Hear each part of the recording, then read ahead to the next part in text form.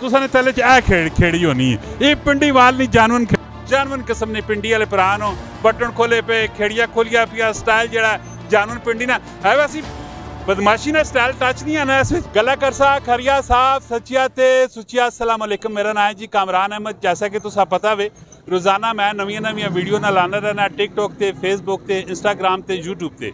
माशाल्लाह जी दो भरा मेरे नाल खलोते पे ने स्टाइल या वेख के मैं दूरों ही गैस करके ते कि है पिंडी वाल होन, क्योंकि पिंडी वाल ने जेड़े जानवन किस्म ने बंदे होने ना उन्होंने स्टाइल ये जो होना जरा गपशप मारने हैं कि ना पुछने पालने कि क्यों इधर आए पेन और की मकसद है गड्डिया शड्डिया ने रेड शेड की।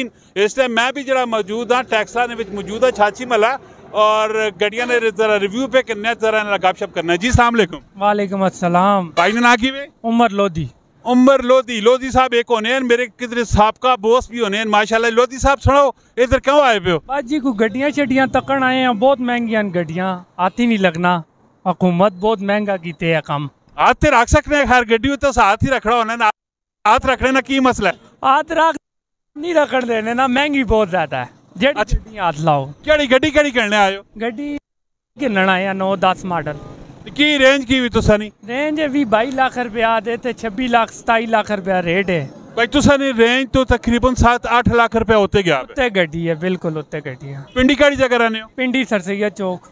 ते गड्डियां ना प्रॉपर काम करने हो या शौकिया? नहीं शौकिया काम करना। की काम कारोबार की वे? प्रॉपर्टी ना क्योंकि स्टाइल जरा तुसा ने ना सारे बटन खोले होन एक तरह ना स्टाइल जरा बना पे होना है ना इधर थोड़ा जा डिफरेंट स्टाइल है तुसा ने तले च ए खेड़ी होनी है। ये पिंडी वाल नहीं जानवन बिल्कुल बस वो आज रोजे मन्ना खेड़ी छेड़ी नहीं पाने नमाज शाद पढ़नी पैनी है बार लाना पैने स्लीपर पाए नहीं से ठीक हो गया। तो एक प्रॉपर्टी नहीं कमी नहीं थोड़ा दसो कि सूरत हाल? प्रॉपर्टी भी कम ठंडी है ता गड्डियां वाले पासे टुरे हैं भाई दे ले की गड्डी किन के बेचता? हाँ बेचता यही कर सा के करना है। प्रॉपर्टी ने मेरे हेल्थ पैसे से चंगे जोड़े पे अल्हम्दुलिल्लाह शुक्र है अल्लाह पाक। अच्छी गल है अगर तुसा कोल 4 पैसे हैं वसाइल तुसा कोल है नो तो तुसा सेफ साइड रख के अगे तुसी काम करने हो तो बेहतरीन किस्म ना तुसा ना सेटअप बन सकना है। माशाल्लाह जी मेरे नाल पिंडी ने भरा नो और ये प्रॉपर्टी ना काम छोड़ के गड्डियां ना काम करना चाह रहे हैं। प्योर जानवन किस्म ने पिंडी वाले भरा नो बटन खोले पे खेड़िया खोलिया पिया स्टाइल जड़ा जानवन पिंडी ना है वैसी बदमाशी ना स्टाइल टच नहीं आना इस विच?